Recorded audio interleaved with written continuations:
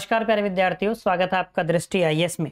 आज हम लोग बात करेंगे बाल विकास एवं शिक्षा शास्त्र के एक बिंदु को लेकर के अधिगम के निर्धारक वो कौन से कारक होते हैं जो बालक के अधिगम को निर्धारित करते हैं। तो अधिगम के जो निर्धारक हैं उनको लेकर हम बात करेंगे। इसमें दो वर्गीकरण हम देखेंगे। एक तो होगा जो आंतरिक कारक होते हैं, या आप ये कह सकते हैं कि जो आंतरिक निर्धारक होते हैं वो कौन से, जो आंतरिक कारक हैं जो बालक के अधिगम को निर्धारित करते हैं। और दूसरा हम देखेंगे जो बाह्य कारक होते हैं, जो बाह्य निर्धारक होते हैं उनको लेकर। तो आंतरिक कारक कौन कौन से हैं जो बालक के अधिगम को निर्धारित कर सकते हैं, और बाह्य कारक कौन कौन से होते हैं, इन दोनों बिंदुओं को लेकर हम विस्तार से बात करेंगे। ठीक है, पूरा प्रयास रहेगा कि आंतरिक निर्धारक और बाह्य निर्धारक को समझने के बाद एक पृष्ठभूमि निर्माण हो जाएगा। उसके बाद में आप स्वयं के विचारों के अनुसार कुछ बिंदु खोज पाएंगे। आप स्वयं अपने शब्दों में इन बातों को लिख पाएंगे कि कौन कौन से कारक ऐसे होते हैं जो बालक के अधिगम को निर्धारित करते हैं। बात स्पष्ट हो गई यहां तक की। तो जब हम बात करते हैं अधिगम की प्रक्रिया की, तो अधिगम की प्रक्रिया को प्रभावित करने वाले जो महत्वपूर्ण कारक होते हैं उन कारकों को मुख्य रूप से दो भागों में बांटकर देखा जा सकता है। एक हमने बात की आंतरिक निर्धारक, दूसरी हमने बात की बाह्य निर्धारक को लेकर। एक एक के बारे में बात करते हैं। पहले बात करते हैं कि वो जो आंतरिक निर्धारक हैं, यानी कि जो अधिगमकर्ता से संबंधित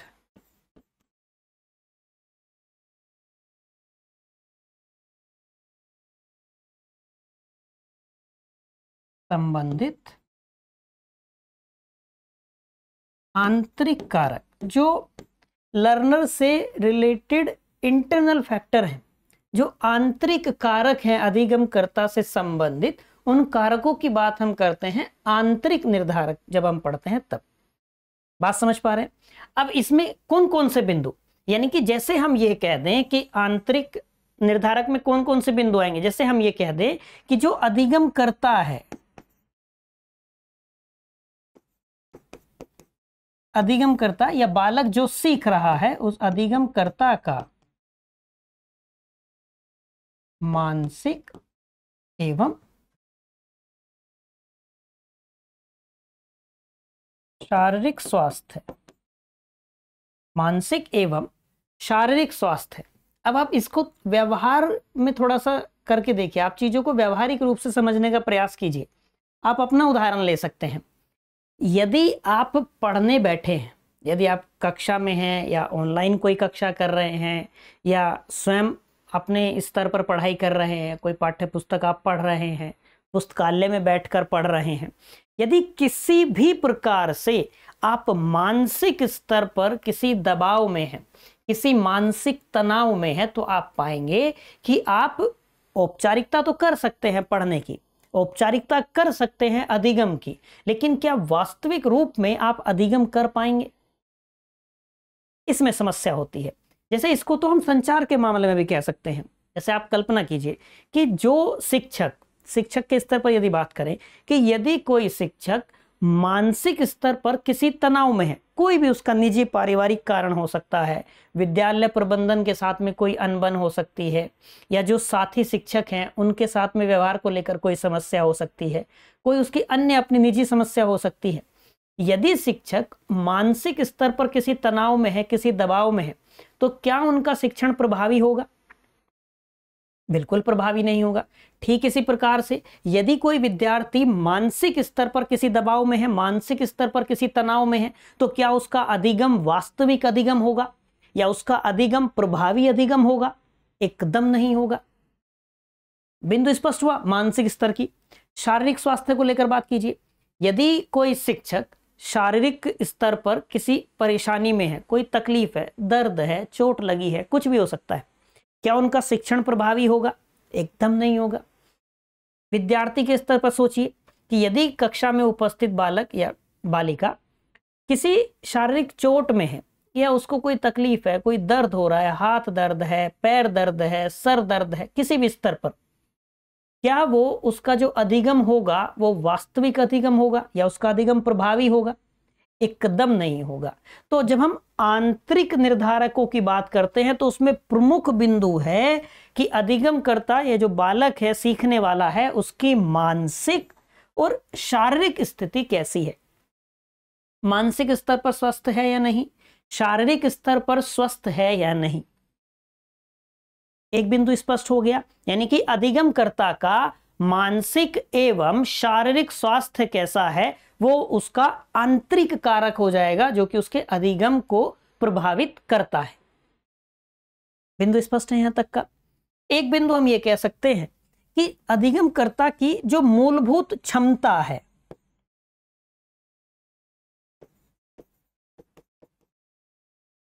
अधिगमकर्ता की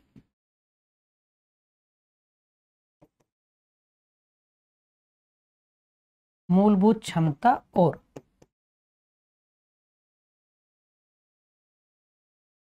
योग्यता, इसको ये बिंदु आपके सामने बहुत विस्तार से आता है जब हम व्यक्तिगत भिन्नताएं पढ़ रहे होते हैं तब। हर विद्यार्थी की, कक्षा में उपस्थित जो विद्यार्थी होते हैं, हर विद्यार्थी की क्षमता, हर विद्यार्थी की योग्यता एक समान नहीं होती। यानी कि एक विद्यार्थी दूसरे विद्यार्थी से भिन्न हो सकता है। सभी विद्यार्थियों का बौद्धिक स्तर या किन्हीं दो विद्यार्थियों का बौद्धिक स्तर एक समान हो, यह बिल्कुल आवश्यक नहीं है।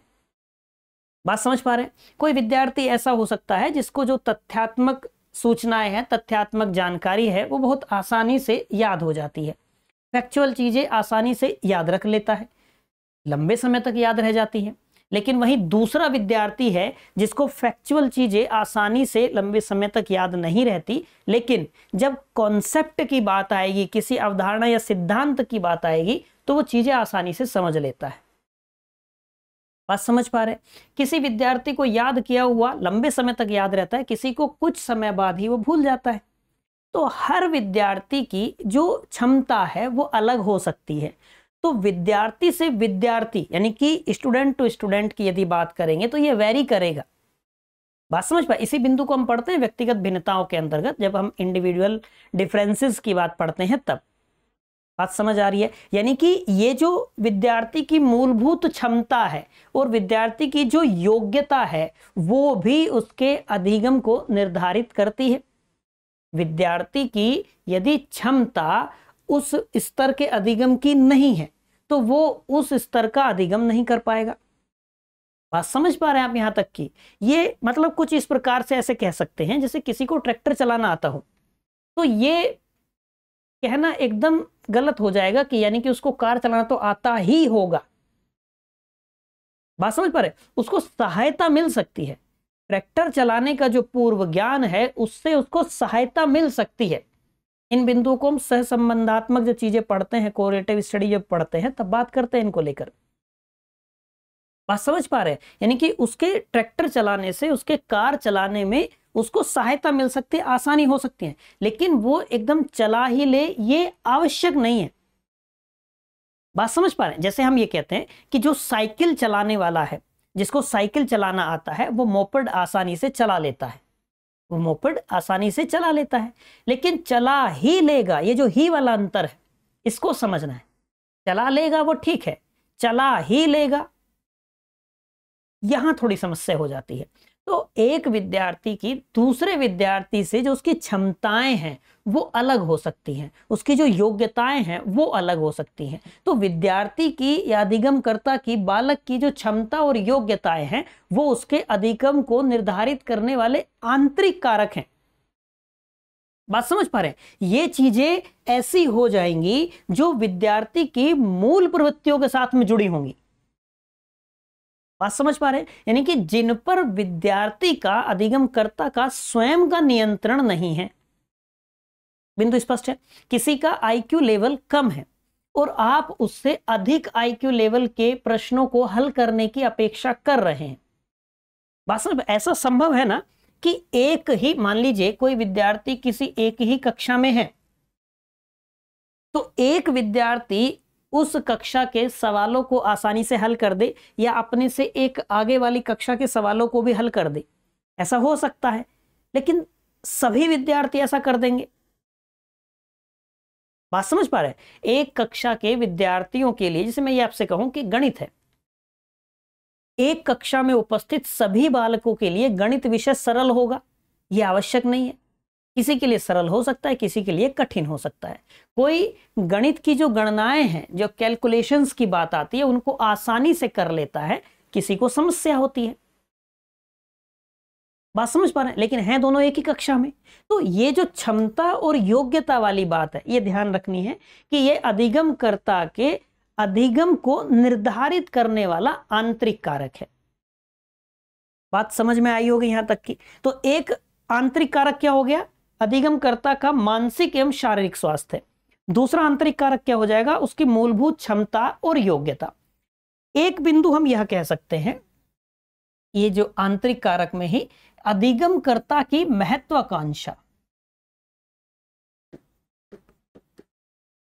अधिगमकर्ता की महत्वाकांक्षा, और इसमें महत्वाकांक्षा के साथ में हम उपलब्धि वाला भी जोड़ सकते हैं, और उपलब्धि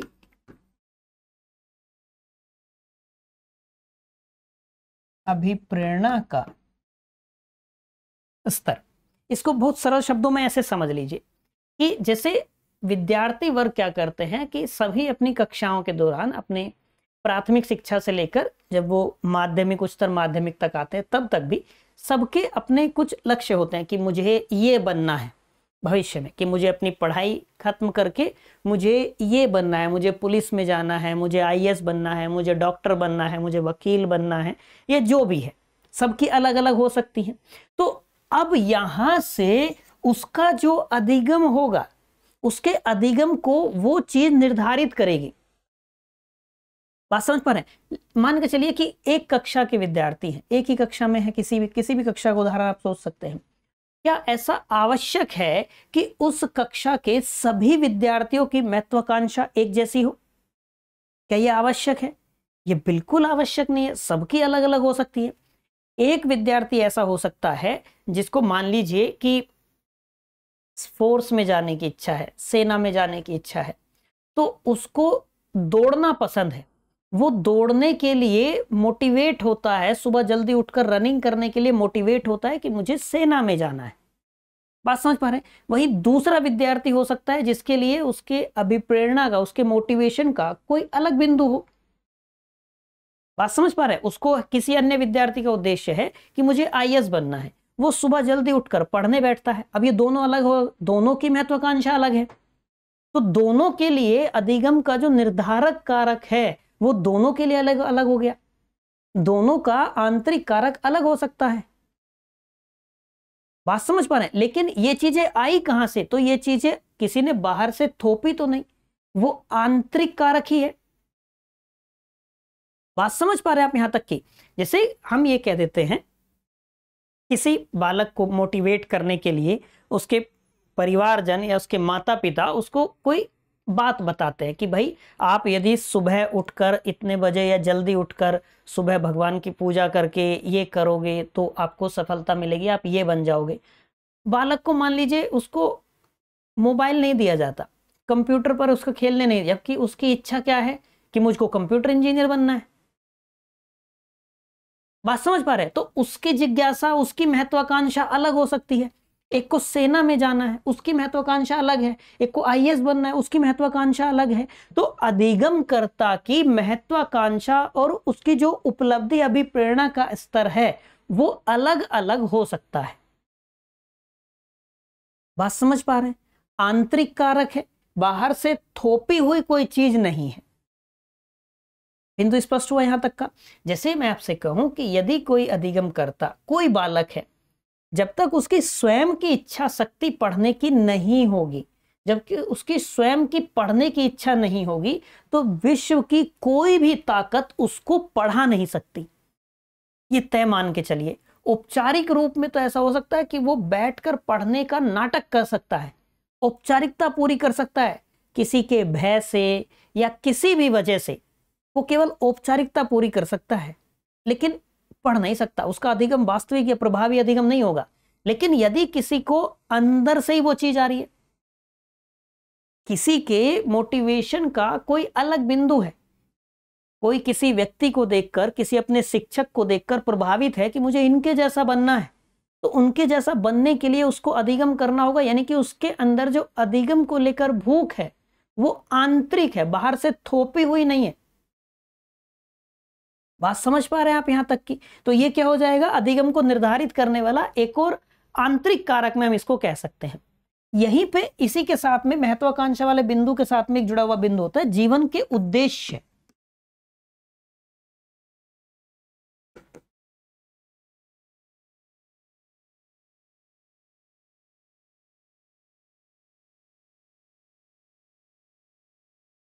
अधिगमकर्ता के जीवन के उद्देश्य, वही बातें यहां रिलेट कर लीजिए। सबके अलग अलग हो सकते हैं, हर विद्यार्थी के जीवन के उद्देश्य अलग हो सकते हैं। बात समझ पा रहे हैं? एक कक्षा के विद्यार्थियों के सभी के जीवन के उद्देश्य एक जैसे हों ये बिल्कुल आवश्यक नहीं है। बात समझ पा रहे हैं? एक आंतरिक कारक होता है मैच्योरिटी का लेवल, यहां पे कह सकता है परिपक्वन का स्तर।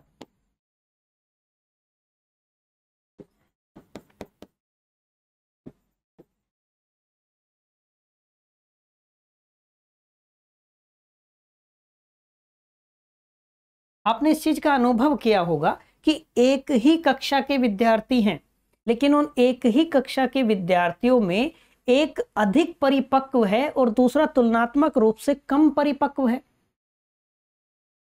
बात समझ पा रहे हैं? अब इन दोनों में अंतर क्या होगा? दोनों के अधिगम में अंतर होगा। एक प्रभावी और ये कह सकते हैं अप्रभावी अधिगम का अंतर होगा। बात समझ पाए? एक बालक होगा जो अधिक परिपक्व है, वो चीजों को अधिक व्यवहारिक होकर सोच लेगा, समझ लेगा। लेकिन जिसकी परिपक्वता का स्तर अभी तुलनात्मक रूप से कम है, उससे अपेक्षा की जाए कि वो परिपक्व व्यवहार करे, तो ये संभव नहीं हो पाएगा। बात समझ पा रहे हैं? यानी कि अधिगम के आंतरिक निर्धारक कारकों की जब बात की जाती है तो उसमें परिपक्वन का एक स्तर की जब बात आती है तो यह भी महत्वपूर्ण बिंदु है। बात समझ पा रहे हैं आप यहां तक की? तो एक आंतरिक कारक क्या हो जाएगा? परिपक्वन का स्तर। जब हम परिपक्वन के स्तर की बात करते हैं तो इसी से जुड़ा हुआ एक बिंदु है कि सीखने के प्रति तत्परता।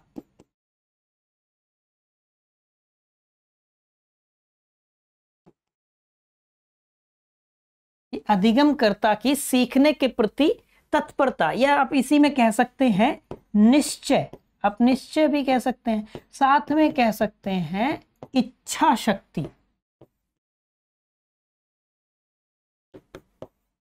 इच्छा शक्ति, यदि बालक की इच्छा शक्ति नहीं है तो मैंने आपसे पहले ही कहा कि दुनिया की कोई भी ताकत उसको नहीं पढ़ा सकती। बात समझ पा रहे हैं आप यहां तक की? यदि बालक ने निश्चय कर लिया है तो दुनिया की कोई भी ताकत उसको अधिगम करने से नहीं रोक सकती। बिंदु स्पष्ट है यहां तक का? यही कुछ कुछ चीजें परिपक्वन से निर्धारित होती हैं, तत्परता वाली या सीखने की गति वाली। जैसे हमने बात की कि कोई बालक बहुत जल्दी सीख लेता है, उसका एक कारण परिपक्वता भी हो सकता है। बात समझ पा रहे हैं? तो एक तो सीखने की तत्परता, सीखने के प्रति तत्परता, निश्चय, और कह सकते हैं इच्छा शक्ति, ये दोनों बिंदु ध्यान रखने हैं आपको।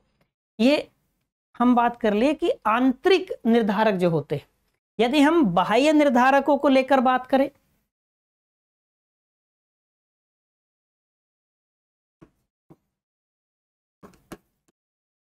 बाह्य निर्धारक यानी कि अधिगमकर्ता जो उससे जुड़ी हुई परिस्थितियां हैं या अधिगम की जो परिस्थितियां हैं, उन परिस्थितियों से जुड़े हुए जो बाह्य कारक होते हैं, आप कह सकते हैं कि अधिगम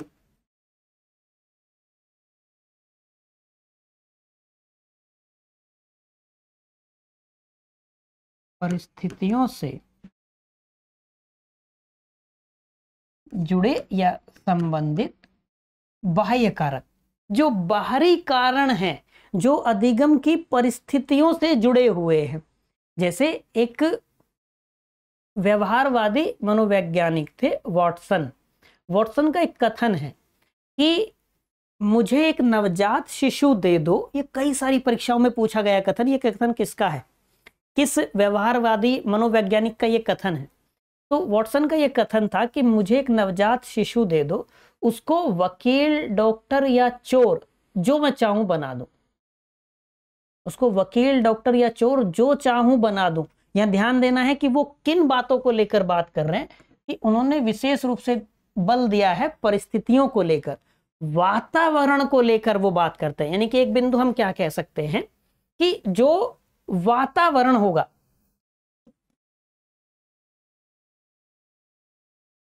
जो वातावरण होगा, यानी कि वातावरण का कितना महत्वपूर्ण योगदान होता है।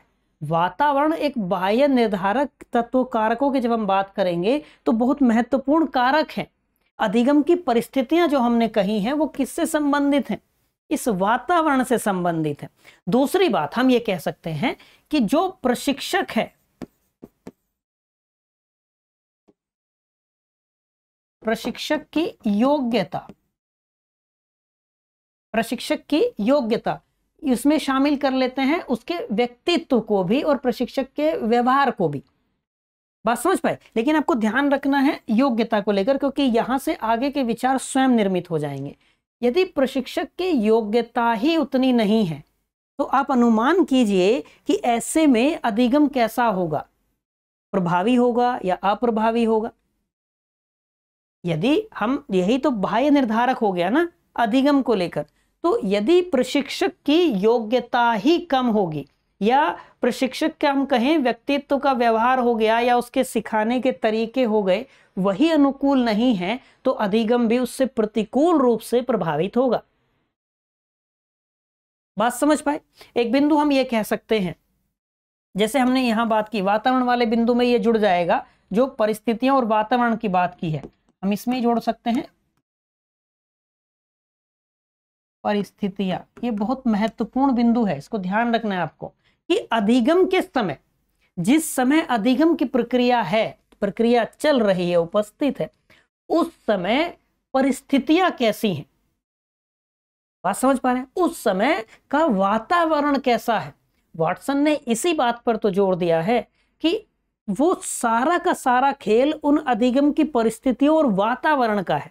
यदि मैं उस नवजात शिशु को ऐसी परिस्थितियां अधिगम के लिए और वातावरण उपलब्ध करा दूं जिसमें वो डॉक्टर बन सके तो वो डॉक्टर बन जाएगा, वकील बन सके तो वकील बन जाएगा, चोर बनने के लिए परिस्थितियां अधिगम की उपलब्ध हो जाएंगी, वातावरण ऐसा होगा तो वो चोर बन जाएगा।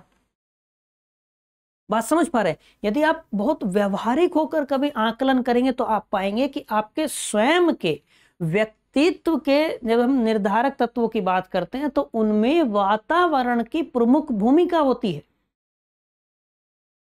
बात समझ पाए? आप जितने भी प्रकरण अध्ययन को लेकर आप देख लीजिए, कितने भी आप व्यक्ति अध्ययन को लेकर पढ़ लीजिए, उन सभी में एक बिंदु कॉमन आता है, वो होता है वातावरण का।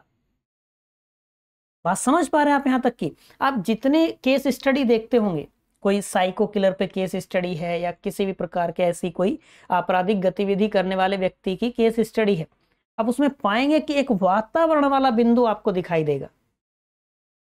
बात समझ पा रहे हैं? तो ये क्या है? ये अधिगम को निर्धारित करने वाला एक बाहरी कारण है। बात समझ पा रहे हैं आप यहां तक की? तो मैं ये उम्मीद करता हूं कि आंतरिक कारक और बाह्य कारक किस प्रकार से अधिगम को निर्धारित करते हैं, इस बिंदु को लेकर आपके स्वयं के अब विचारों का विकास संभव हो पाएगा। यहां से अब आप चीजें सोच सकते हैं। बाहरी कारणों में और अनेक बिंदु आप सोच सकते हैं। बात समझ आ गई? यानी कि जो प्रयास है कि एक बस पृष्ठभूमि का निर्माण हो जाए, चीजें आपको व्यवहारिक होकर समझ में आ जाए, तब क्या होगा कि वहां से आपके विचार बनना शुरू हो जाएंगे, आपके विचारों का विकास शुरू हो जाएगा। बिंदु स्पष्ट हुआ? तो मुझे उम्मीद है कि अवश्य ही आज आपने कुछ नया सीखा होगा, कुछ नई चीजें अवश्य ही आपको मिली होंगी। आज के लिए इतना ही रखते हैं, मिलेंगे आपसे किसी अगली क्लास में। Till then bye bye, have a nice day.